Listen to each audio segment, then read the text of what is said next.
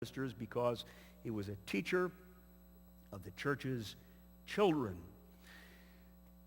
Calvin knew, as all good ministers today know, that the church will not survive for a generation if the children are not cared for, if they do not have thorough instruction in the faith and good parental Christian education. Calvin saw the need not only for good religious training in the faith, that is, but for secular education by believers. And so he instituted catechism in the church and Christian schools in the community. Recently gave a public lecture about Calvin's demands for catechetical instruction. You could speak for a couple of hours on that too. Calvin would not re-enter Geneva except under 4 conditions, one of which was institute catechism for the children. But what's striking is that in 1537, in his first pastorate in Geneva, there were church ordinances that already included the requirement of catechism for children. Calvin wrote his own catechism. Calvin demanded that parents send their children to catechism, beginning at age 7. And if you don't, you will be put under church discipline. They must attend until they make confession of their faith, when they would be examined publicly and admitted to full membership in the church. The children must memorize the answers. The children must sing and memorize the psalms and other songs to help them retain the doctrines of the Reformed faith. He was interested in catechizing the children. And he required that office bearers trained for this work be the teachers. With a pastor's heart, he also drew up ordinances for schools. Calvin understood that the church had a responsibility to promote the Christian education of the children. The church did. So in Geneva, they established not only the academy for the training of ministers, lawyers, and government officials, but what they called the college, which we would call a school, to which 7-year-olds went. The same year they began catechism, they began the school. His regulations for the school: a capable headmaster.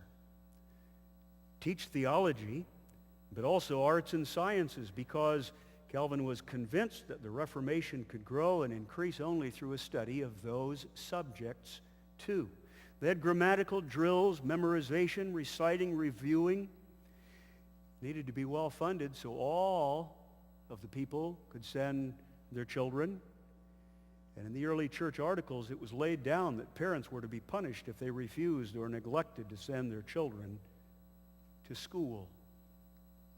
Very clearly, Calvin saw that although the education of the children was the duty of the parents, both the church and the state had a part in it. The state would influence, the church would control.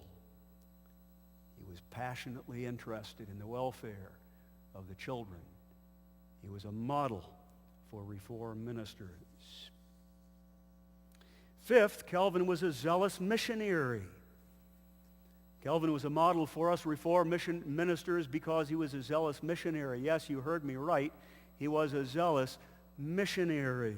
If Calvin were alive today, I would have a hard time imagining that he would not be a member of the denominational mission committee, the local church evangelism committee, or be begging his elders to allow him to serve on one or both of those committees. Calvin was zealous in his interest for missions. Now, Calvin didn't take a call to a mission field. Calvin didn't become ordained as a missionary and travel to the ends of the earth, but Calvin was as interested as anyone is today in the cause of missions. Simply not true what scholars of missions today say about Calvin. One respected mission historian wrote this: "We miss in the reformers," not only Calvin, but all the reformers, "we miss in the reformers not only mission action, but even the idea of missions." And then listen to his reason. "Because," this historian said, "fundamental theological views hindered them from giving their activity and even their thoughts in a mission direction." That's not true. That's simply not true. But even Alistair McGrath, a popular Christian writer of history and doctrine today, has the opinion that Protestantism had little interest in missions, and that, quote, neither Calvin nor Luther had any particular interest to reach beyond the borders of Christendom. What a strange notion that these men had of the Reformers. From 1555 to 1562, the consistory minutes of Geneva, called the Register of the Company of Pastors, the consistory of minutes in that 7 or 8 year time span records the sending of at least 88 men out of Geneva into all of the other countries of Europe to be ministers and missionaries. And if truth is told, it's probably far more than that, because in those days of persecution, they often didn't even dare write down the names of men who were being sent out to do